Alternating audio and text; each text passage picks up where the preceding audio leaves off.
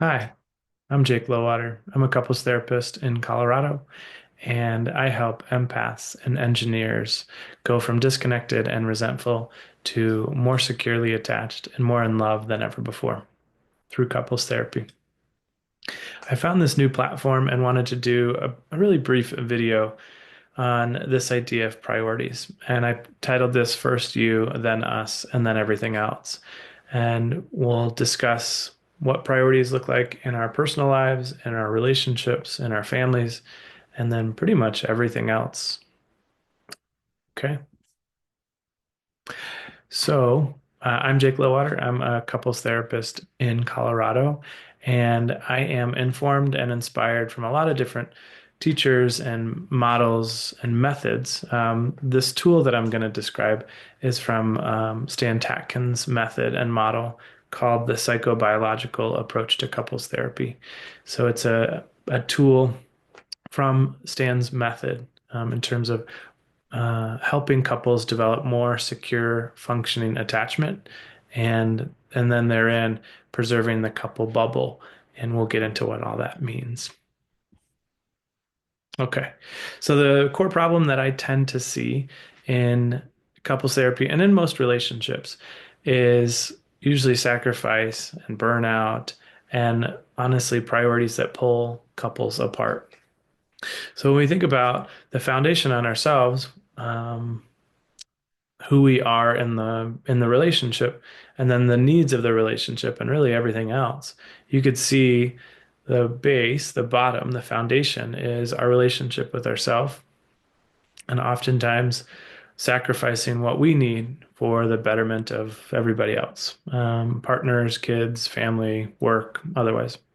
And then you look in the middle, that neglect of the relationship. So it's often the turning away um, from the relationship.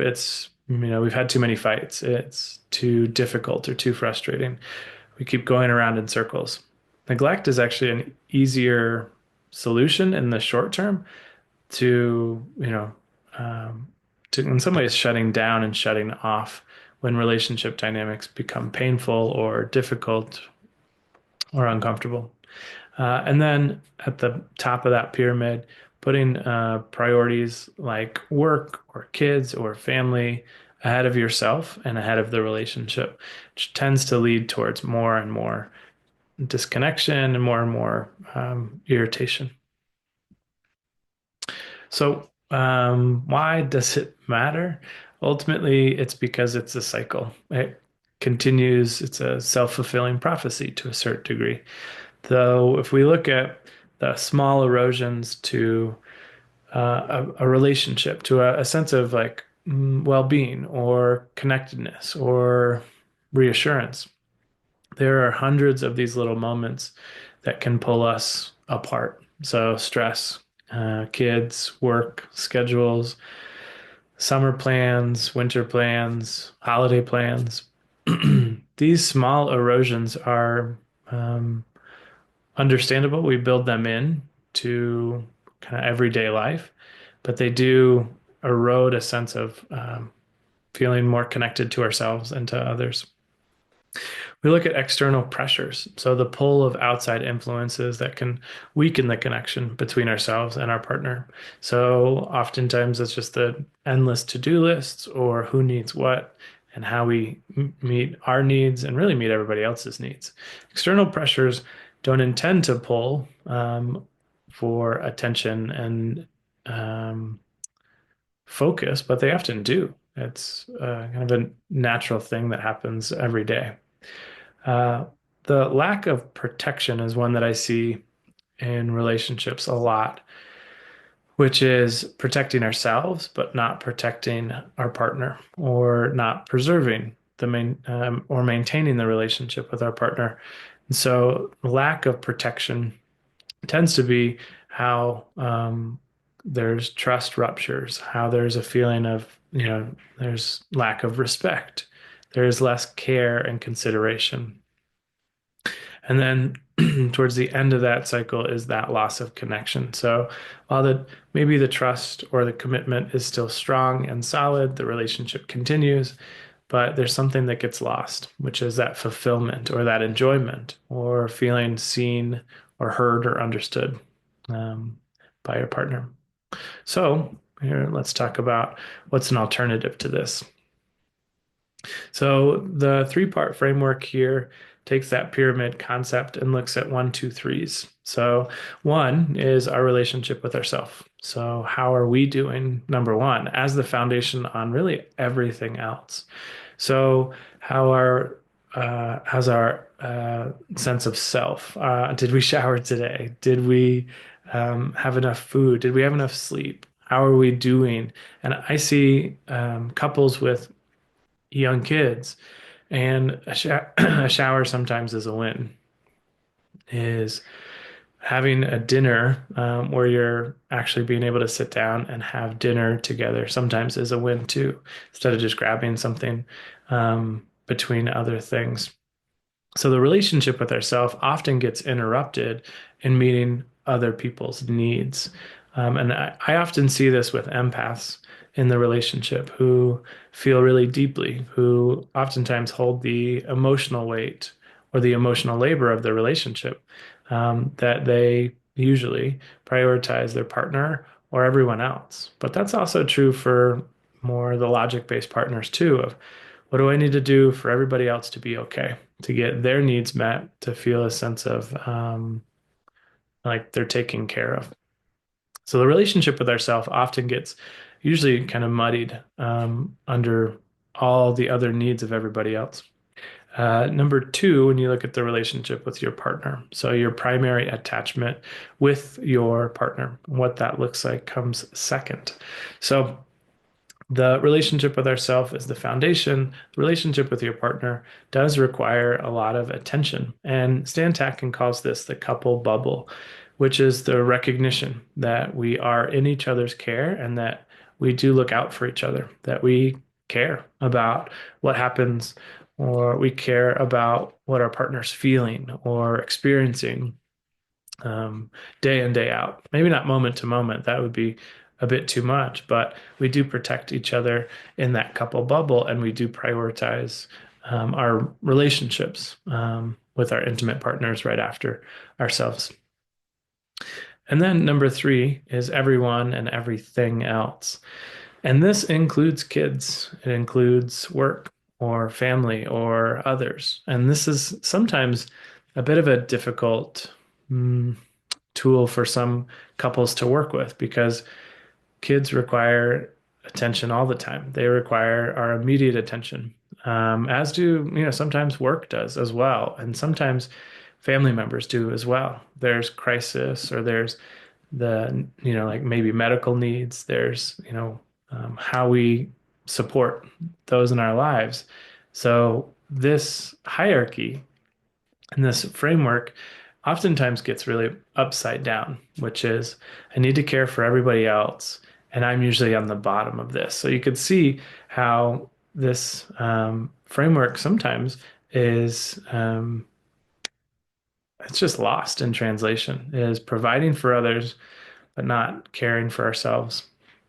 And I was just talking to a couple about that old analogy that most of us know is when we're on a plane and they're giving that service announcement um, before takeoff that you put your mask on if it drops. You put your oxygen mask on first, and then you put it on your child. We all know that, and we've heard it probably a million times, but this idea that we care for ourselves first sometimes is still pretty radical. It's oftentimes a real big change from where we have been. No shame, no judgment.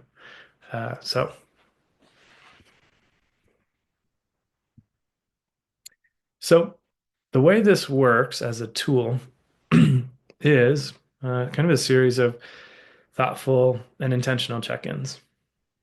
Whether you do this alone or together, it is a really powerful tool and something that seems a bit too simplistic, and yet there's a lot of power in some of this simple process. So, number one is self check-in. So, how am I doing? Where am I? How's my relationship with myself? Did I just on like basic human function. Did I get enough sleep or enough food or enough self-care time? How am I doing uh, emotionally or psychologically? Um, what's my self-care routine been like lately? What's going on? And am I feeling overextended or exhausted or pulled in too many different directions? From there, we look at the relationship with our partner. So, how are we doing together as a couple? What does that look like? Are we okay? Um, is there conflict that needs to be addressed? Is there a disconnection in the relationship that needs to be looked at and hopefully reconnected to and with? How's the relationship going? And how's that couple bubble functioning? Does it need some care and consideration? And then really that last one is how's everything else? Um, how are the kids? How is family? How's work? How's school? XYZ. And how are we managing all those things? And honestly, this is can be a really quick process to look at how am I, how's my relationship, and how is really literally everything else in my life. And it can help us set priorities because it can help us identify if I haven't had enough sleep, my relationship with my partner and really everything else in my life might not look very good today. So, what is needed, maybe even from the beginning all the way out to the end?